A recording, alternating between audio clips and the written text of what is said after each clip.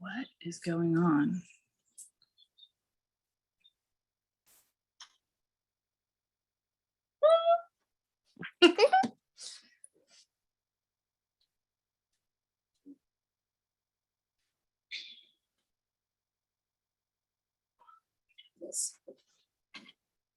What should we do now?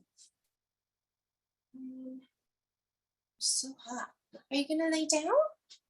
We're gonna have our stuff. We're gonna meditate.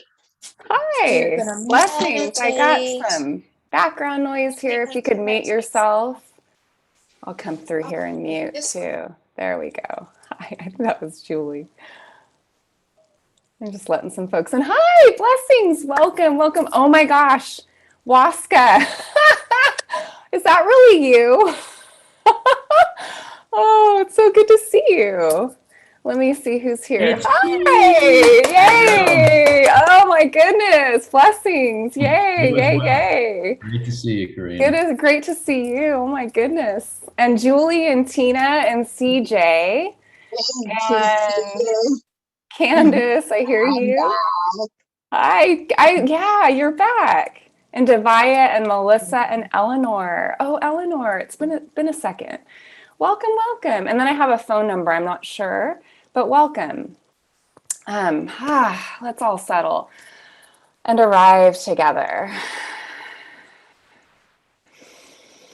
We'll be exploring the terrain of codependency and empowerment, or another way of thinking about it is codependency and interdependence through the lens of the Dharma, and psychology, depth psychology. And we'll do that as our Dharma talk, and then we'll practice together. The Dharma talk's the first part, the sit will be the second part.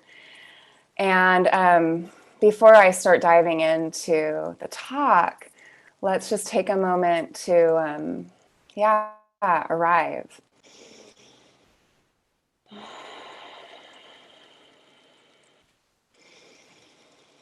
And as we arrive,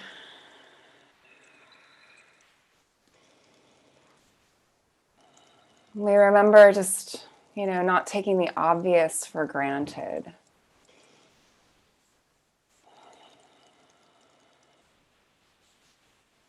The breath.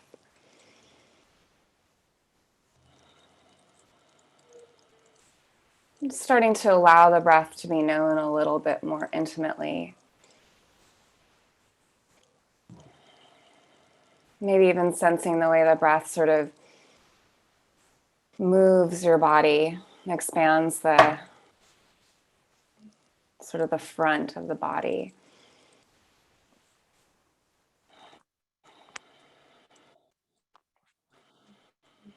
And on this next inhale, we'll hold at the top, breathing in.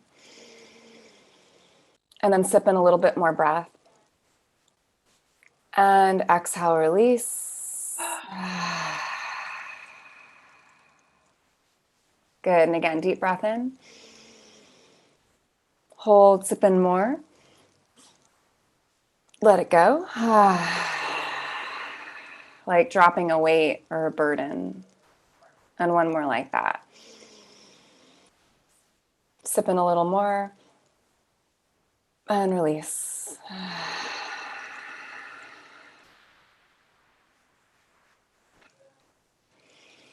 Good, and just letting the breath be natural now.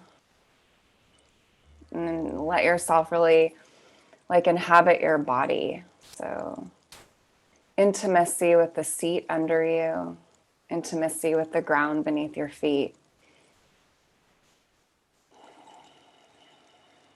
And then intimacy with your own heart, just putting your fingers on the pulse of, your emotional terrain. Happy, sad, I'm feeling whatever you're feeling,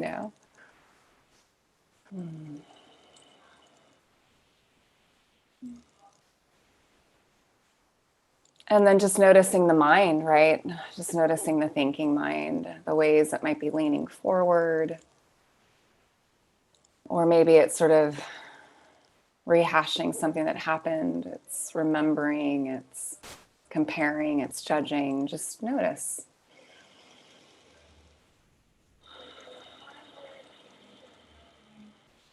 And then you can sense into your intention. Yeah, well, why are you here? What is it that you're most wanting to feel or receive? Yeah, maybe it's peace or ease or a sense of wholeness. Maybe there's some other intention that's blooming in your heart.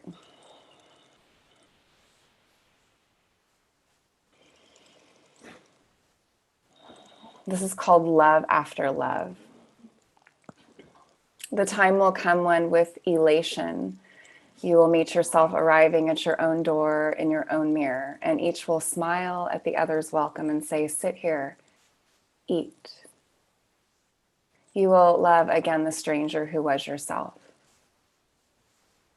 Give wine, give bread, give back your heart to itself, to the one who has loved you all of your life, whom you have ignored for another, who knows you by heart. Take down the love letters from the bookshelf and the photographs and the desperate notes. Peel your own image from the mirror. Sit, feast on your life.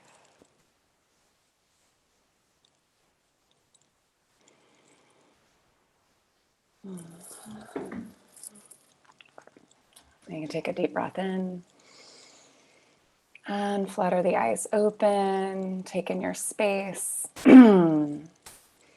Just looking around your space is, practice of orienting, and we orient for the nervous system.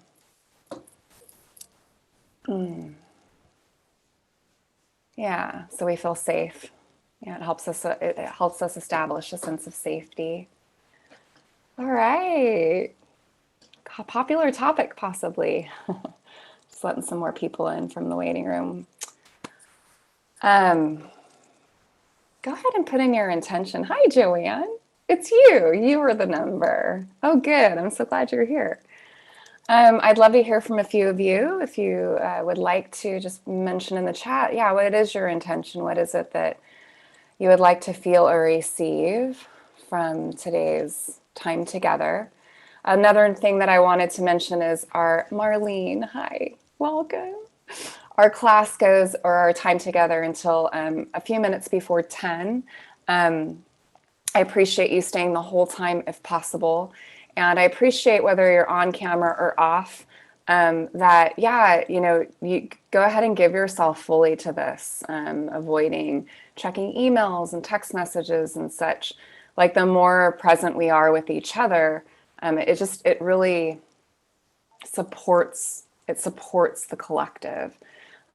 So I appreciate your presence in that way. Let's see here. We got ease and assurance. Anna, yay. Yeah. Marlene connection. Yeah. And let me see. Joanne, to remember self-love practice is good. Yeah. Julie. Hi, Candace. Intention, peace, and light. Yes. Waska. My intention is to reconnect with my friend Karina. Oh, to be present. Wow. Yeah. It's so good to have you here. It just tickles me, really. So, and let's dive in. Let me see. Do you want to go outside, Fifi? Phoenix is sort of doing her little, just a second. I'm just going to let Fifi out. There you go. Okay. Fifi is our little dog. She's almost 7 months old.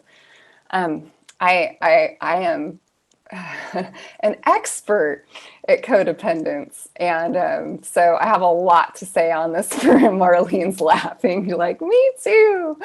I have a lot to say about this particular topic. So, but I will do my best to rein it in.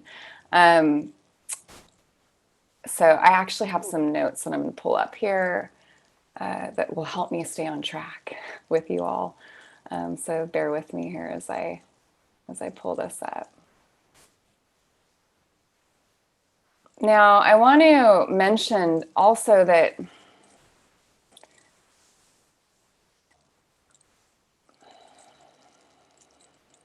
this idea that we are affected by each other is not neurotic or wrong. You're not codependent because someone you love is hurting and you sort of like hurt too because they're hurting. Like that's called compassion, and that's called empathy, and that's called whenever someone we love is hurting, it's going to impact us. To the degree that we lose contact with ourselves, that's where we start getting it from the realm of like relationship and sort of the interdependence that's so beautiful that can happen inside of relationship. You know, the way that you can really like support each other when things are flowing well. In order for things to really flow well inside of relationship, we need to be in contact with what our experience is. And what happens with codependence is that, and usually this is because of, so right now I'm just getting into sort of like, let's define this a little bit. What am I talking about? A lot of times it springs from a past of you had caregivers who, didn't attune in whatever way. Like maybe they were like with my family, it was like drugs and alcohol, right? So maybe it was addiction, maybe it was overwork, maybe it was mental illness, maybe it was like, because this can be, say your mom was depressed, right? And your dad worked a lot, or vice versa, or you had a caregiver that's not consistently attuned. It becomes impossible for us to really establish a sense of self-connection. And what we learn to do then to survive, I'm sorry, the dog is Phoenix. Okay, are you in now? Let's close this. We get really, really tuned into the other. So we have much more access to, say, what we sense another is feeling. And we don't have much access to what we're feeling. For example, it used to be, someone would ask me how I was doing, and this was like early, college, probably like my, as a matter of fact, I can remember being in a therapy session and, how are you doing? And I would talk about my mom.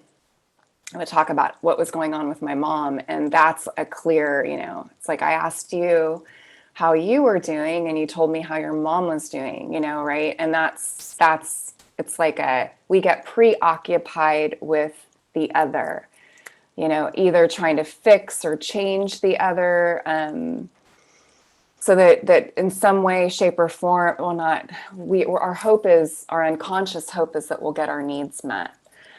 So this is and it shows up, it can happen in love relationships for sure. I mean, our codependent tendencies will show up in our romantic partnerships, as well as our friendships.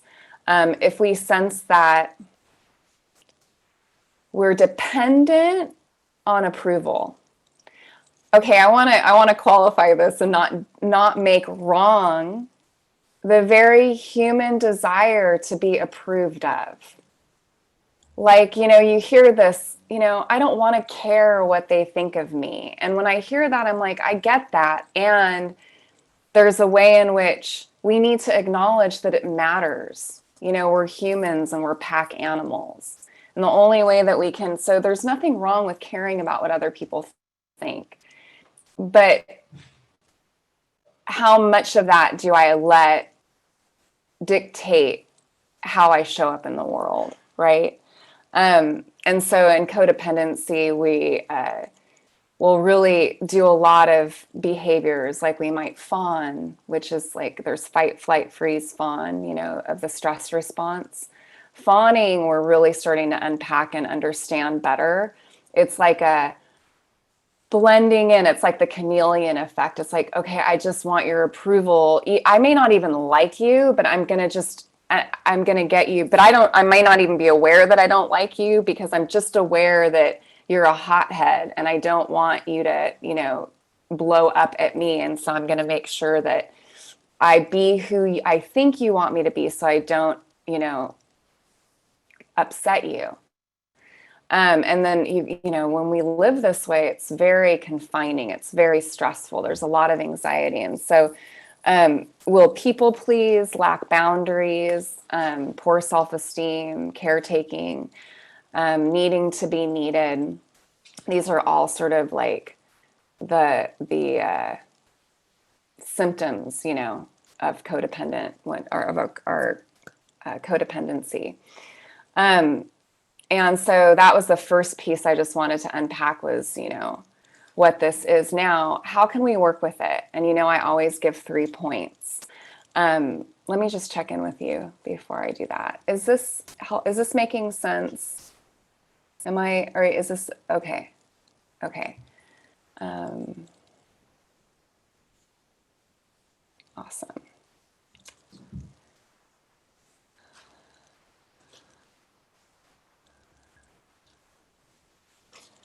Okay.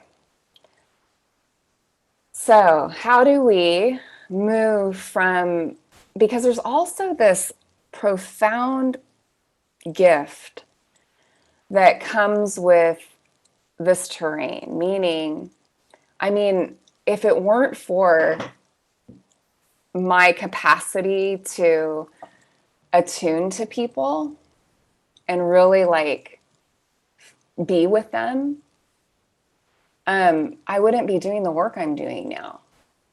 And so we can actually, as we start to reclaim our own experience and we bring awareness from out there in here. So let me focus on all of the externals. And in some way, if I focus on all the externals and I fix those and make those right, then I'll be happy. Right? And the Buddha called that suffering. It's like, Matthew Brunsilver talks about, if we're not careful about the way we push, if we don't notice and we don't work with the ways we try to hold on to things we really like and push away everything that we don't like and manage the external world so that we're comfortable all the time. If we don't catch on to that, we will fidget our way from cradle to grave. And so a lot of our path, is coming back home to, okay, it's empowering because we're putting our attention now into an area where we actually have some agency, which isn't necessarily how we feel about stuff. Because feelings are a lot like thoughts. They kind of just come out, it's like they're not your fault. And we need to be responsible for them at the same time. Feelings come and go is, what I'm trying to say. They're impermanent. And so are thoughts. They matter, but they're not necessarily truth. And so, we need to, what we're doing through practice is we're learning, right, to abide more in that space. We're learning to abide more in that space. This is something that young Pueblo said about this.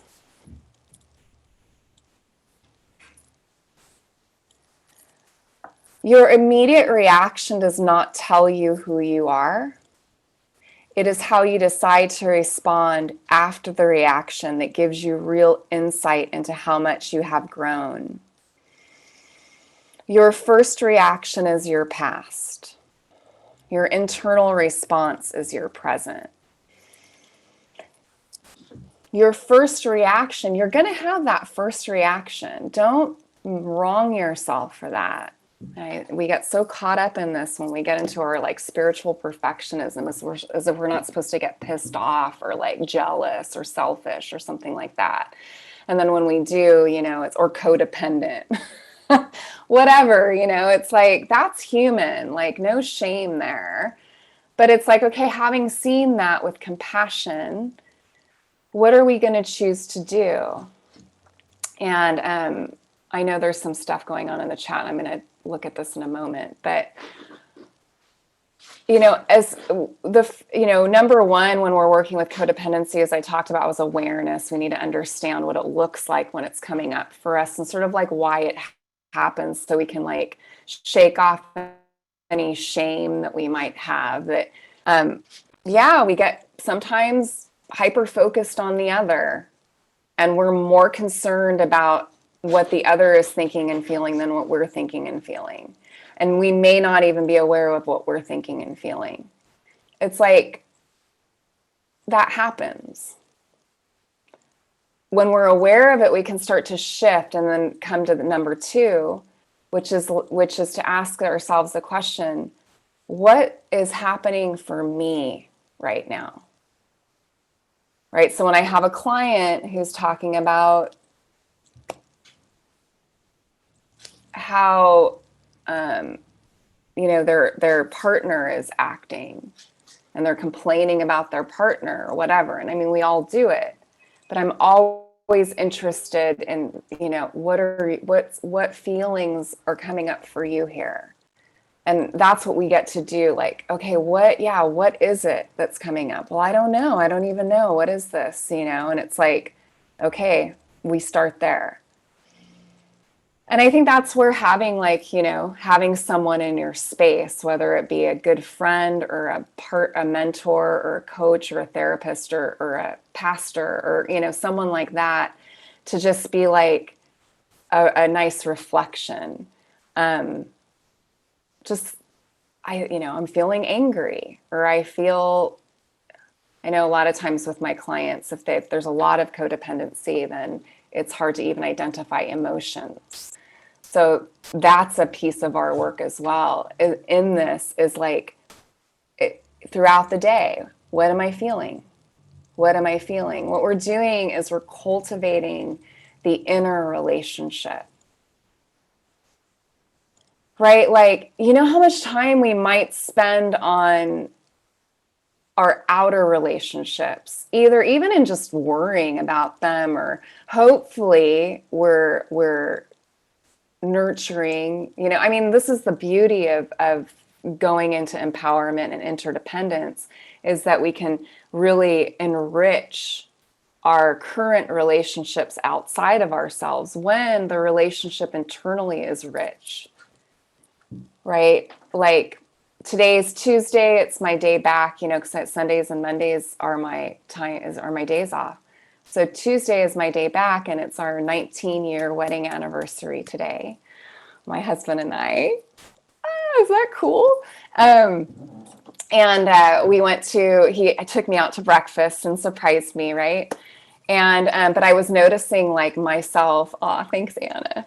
I was noticing myself like nervous about the day. My mind kept moving into like, oh, how's the meditation class going to go? How are my sessions going to go? And it's like, oh, recognizing like, oh, wow, I'm a little anxious, and then I can like, in that moment, and I did, we're getting up from there, and I put my hand on my heart, and internally I was like, oh, I gotcha. It's going to be all right. It's going to be great. Like, you're going to be fine. And I'm here for you. I'm here for you. It's like that's a rich inner relationship. And we have to cultivate that. And that begins with just touching in on how you are. What are you feeling? What are you thinking? What's happening for you here? Not what's happening for them, what's happening for you. In relationship to them, maybe, right? There may be a behavior that someone in your life does. Classic example, this is extreme, but let's say you have, thank you. Let's say you have, let's say someone in your partner is, a drinker, right? They come home and maybe they drink too much, right? They come home, they pop open the beer or they open the wine bottle, and you just notice your whole nervous system, freezing up. You might not even notice that. What you might do instead is like focus on, right? So I'm this, focus on them and like, how are you going to get them to stop? that's the classic sort of like codependent, you know, I say classic because codependency is something that's talked about so much in 12-step programs. But it definitely, it applies outside of that as well.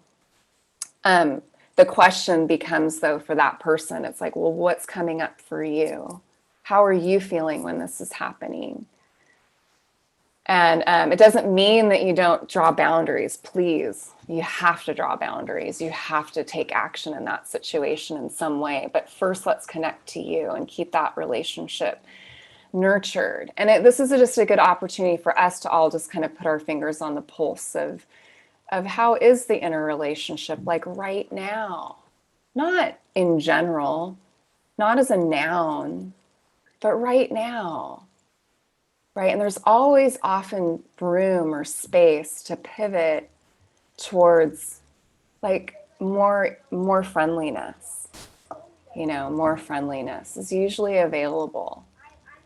There's like unlimited grace. There's unlimited friendliness. There's unlimited kindness. Should we cease believing that there's something wrong with us that prohibits us from receiving that? Right? And so me just mentioning that, right? It's like just noticing what happens as we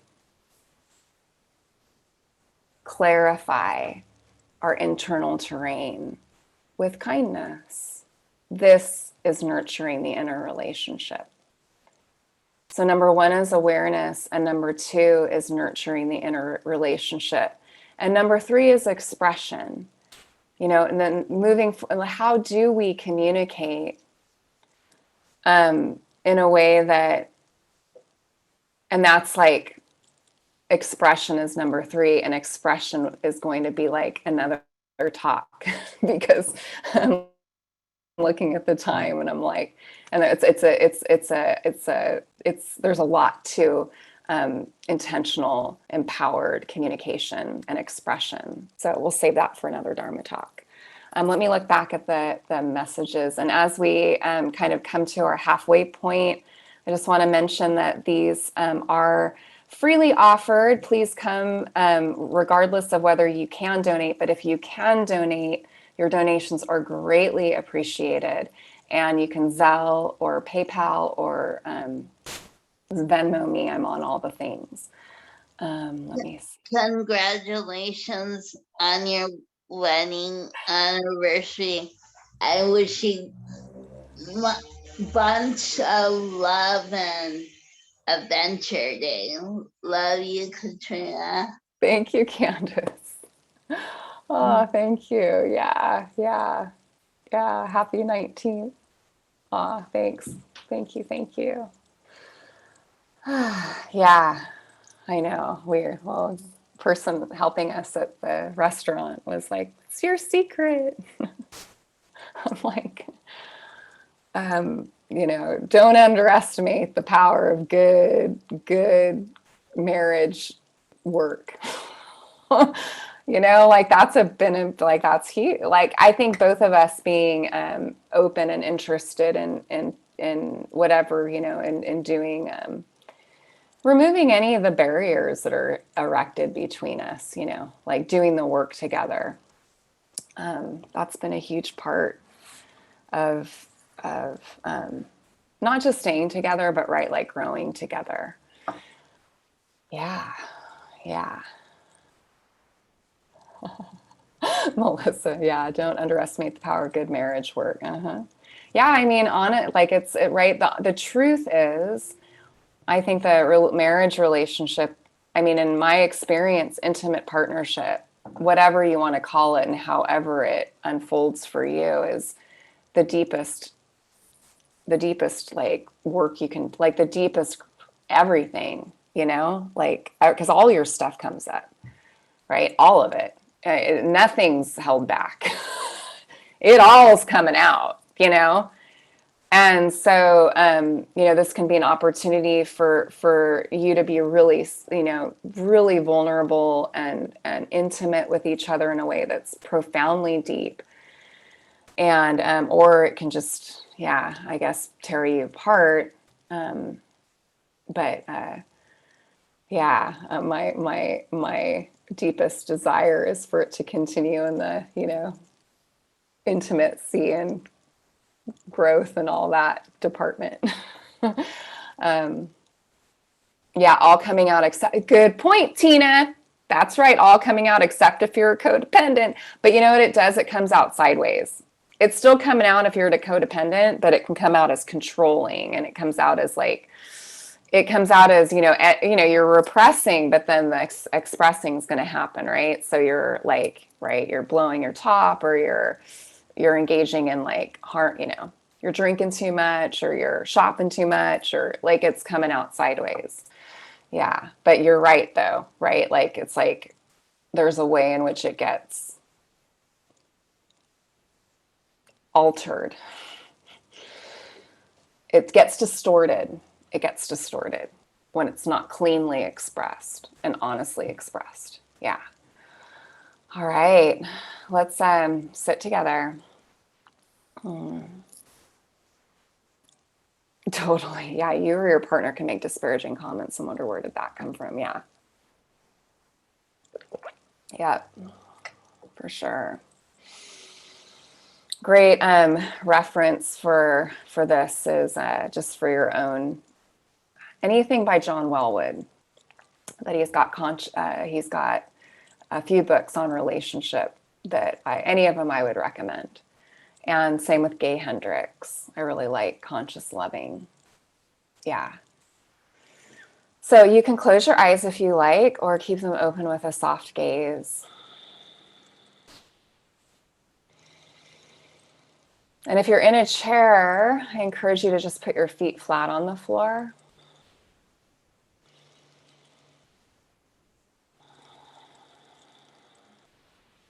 And then, you know, really coming into the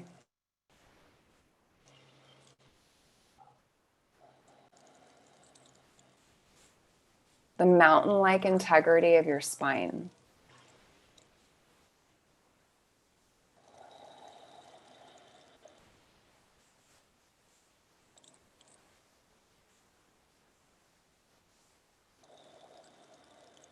Maybe these first few conscious breaths can be a little deeper.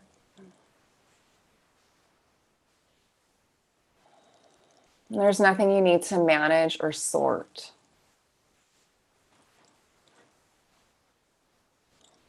We're so used to gaming out the future. You can put that down.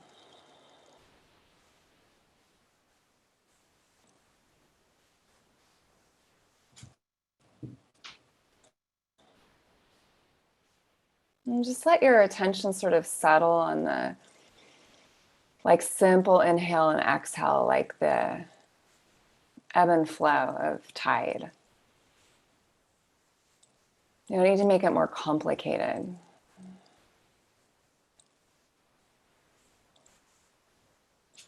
And there's even a way that you can sort of let yourself be soothed by that ebb and flow of tide.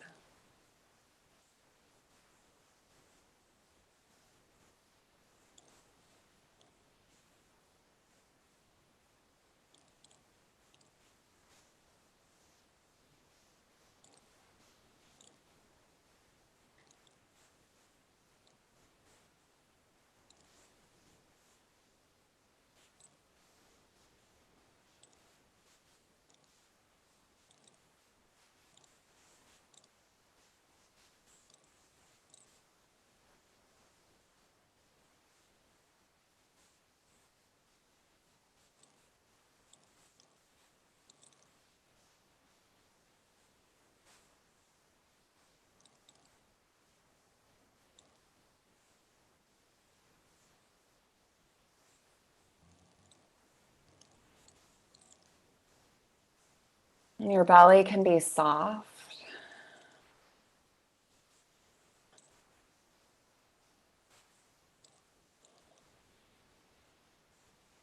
When we soften the belly, we might come into contact with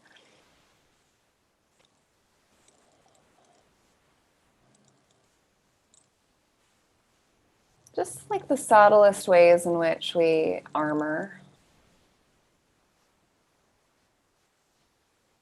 You don't have to make that go away, but you can sort of soften with it.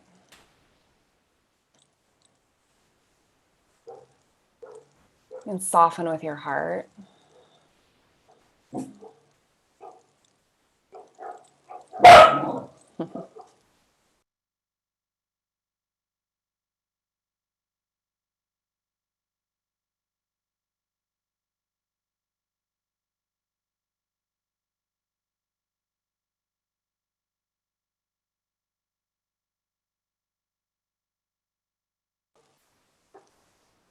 And allowing there to be a preference for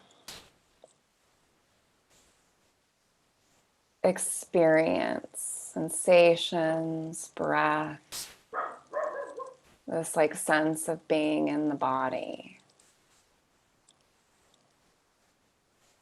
Images and impressions, of course, still arising, but it's like they're not center stage.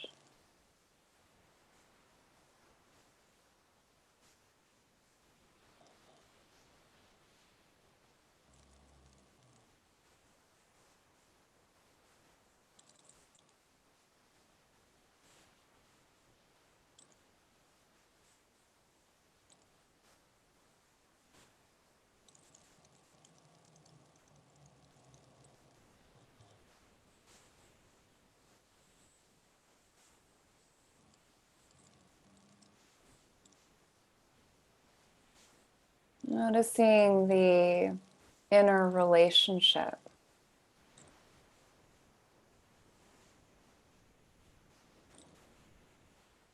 Is it kind or critical or indifferent?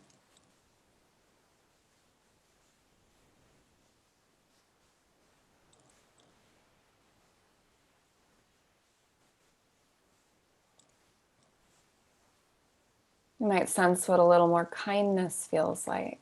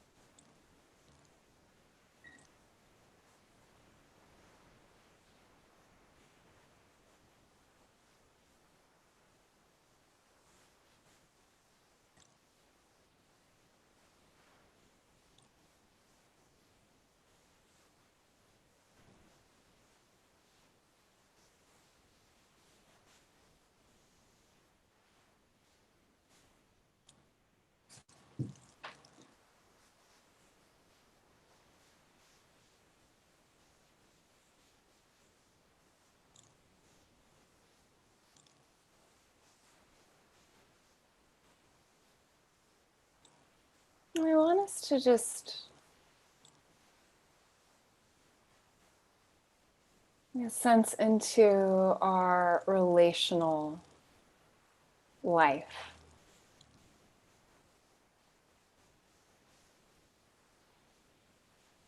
There may be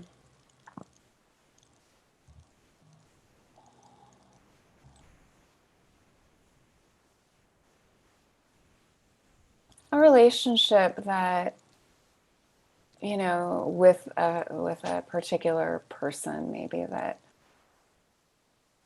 there might be something that's coming up, a pattern.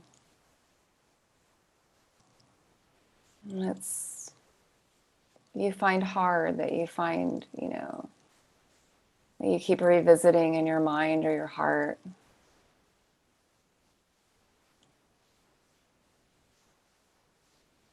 Or it might be more general.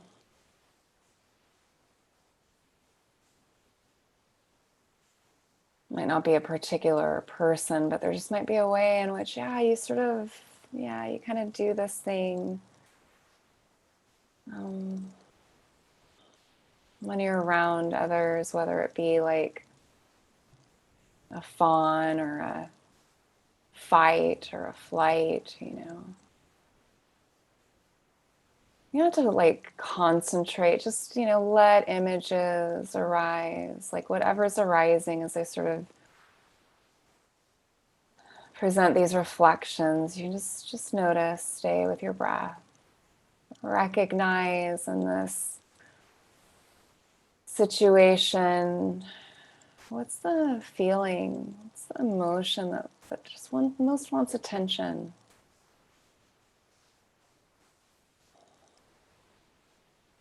Maybe it's some flavor of, is it a flavor of fear? Or a flavor of anger? Or insecurity, which is a flavor of fear? Jealousy?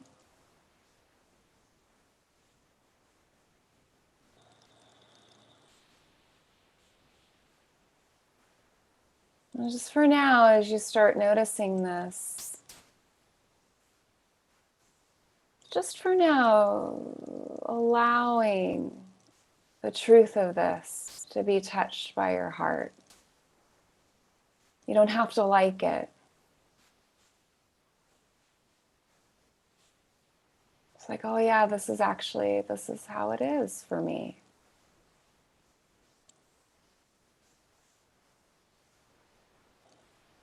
I may not like it, it's uncomfortable, but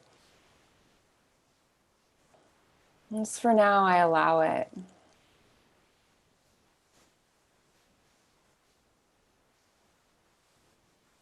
And I can even allow any aversion that I have to it as well, any way in which I don't want it to be there.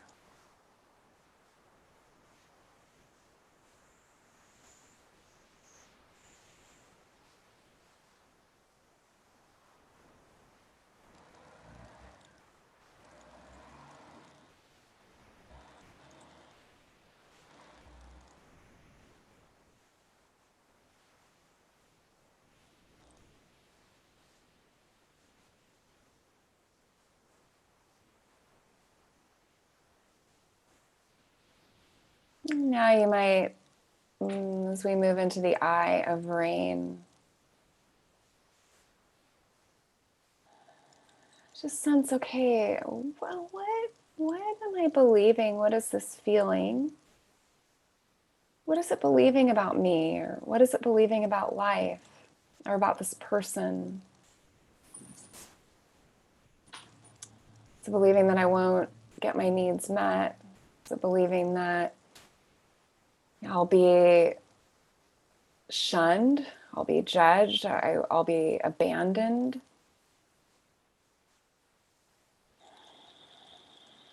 It's believing that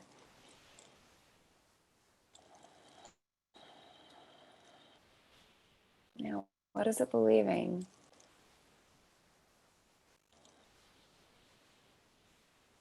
Maybe it's doubting if the other is trustworthy, or something like that. It might be believing something about the other.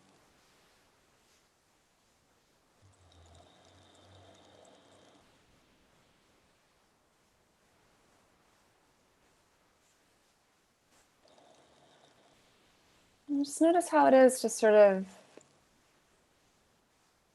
inquire in this way. This is the eye of rain. Just to see a little bit more of what's happening for us in this scenario or situation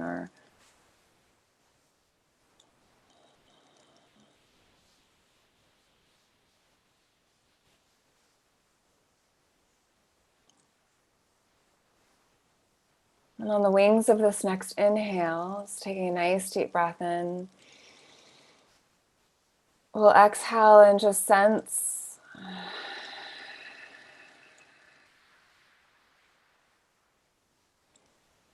sort of a softening into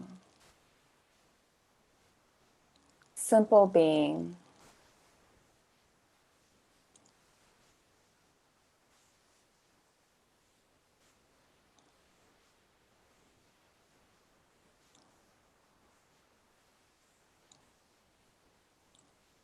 Noticing what it's like to just really be there for yourself as you're just resting and being.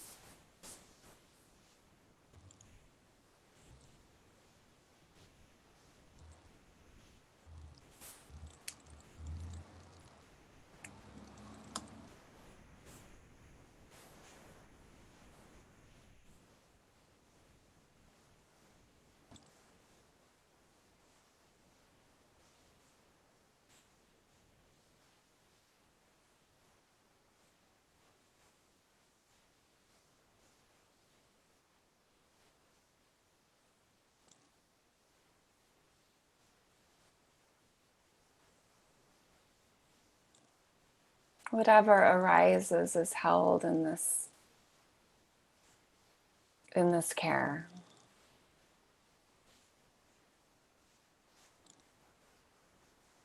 Nothing that you're experiencing is outside of this care.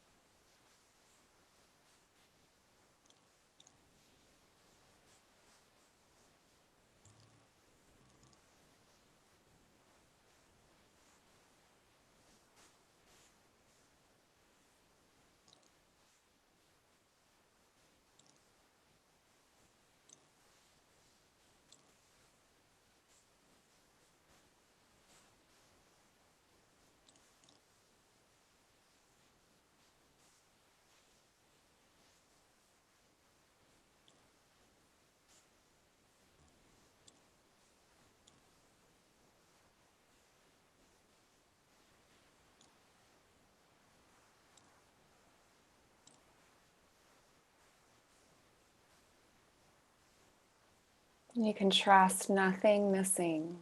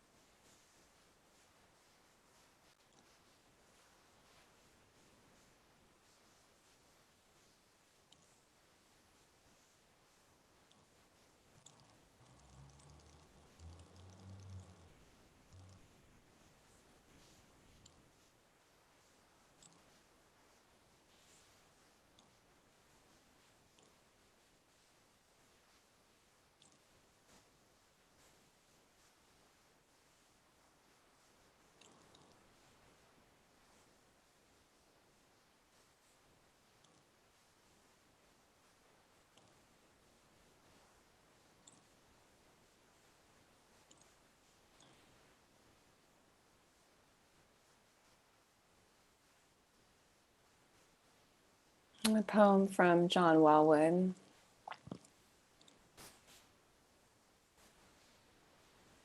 Forget about enlightenment.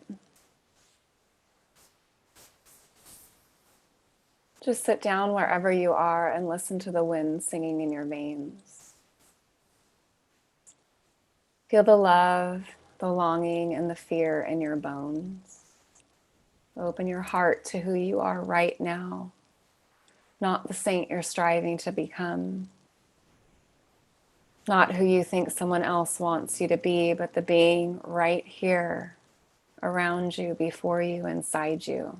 You see, all of you is holy. You're already more and less than you'll ever know. Breathe out, touch in, let go.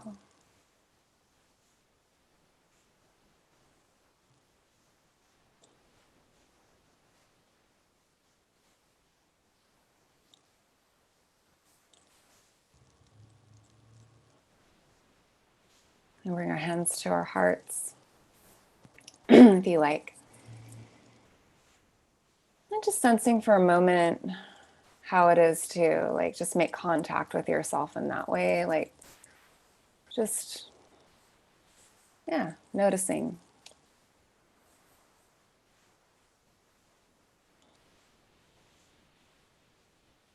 Sensing a care.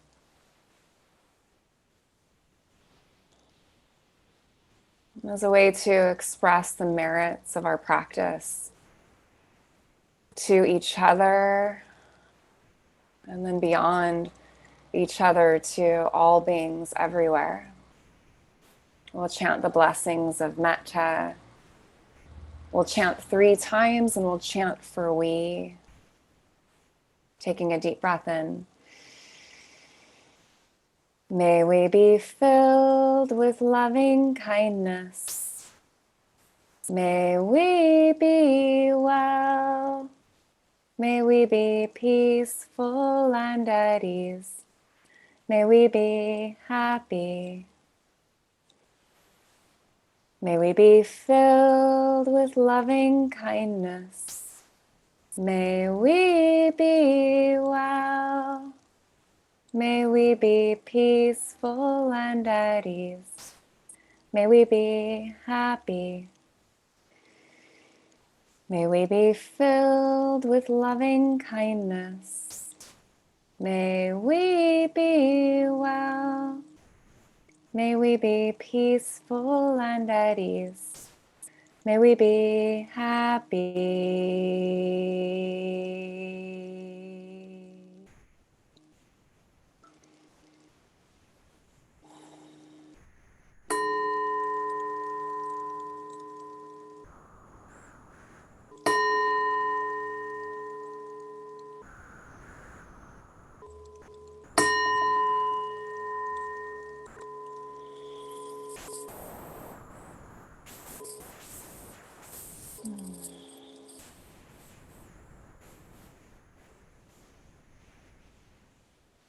I'm gonna, as you flutter your eyes open, I'm gonna remove my pins. So if you like to put yourself on, or if you want to click on to gallery view as we leave sacred space and move into everyday life, and just looking at the folks that have joined you, yeah, just taking a look around the space. Metta, metta, metta. Metta, metta, metta. Blessings, blessings, Joanne and Julie and Candace and Waska and Anna and Marlene and Tina and CJ and Melissa and Joanne and Eleanor and Devaya.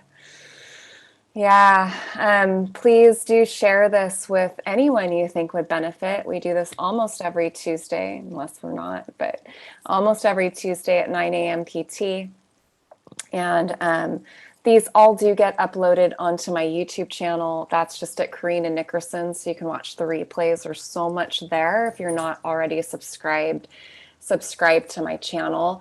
And invite folks to this and let's grow our community. We'll take ourselves off mute and say our goodbyes whenever we're ready. And if you want to pop into the chat, yeah, what was the takeaway? Yeah. Oh, there you go. Thanks, Marlene, John Wellwood, and Young Pueblo. Yeah. Yeah. There you are, honey. John Wellwood, Young Pueblo, and Derek Walcott was the first poem, which was Love After Love, right? The time will come when with elation. That one was Love After Love. Derek Walcott. Yes. All right. Yes. Mwah. All right. That was Bye. wonderful. Thank you, Karina. You're welcome. Bye. You're welcome. Bye. Good to see you. Be well. Everybody. Great to see you, Melissa. Thank you. So glad to have you.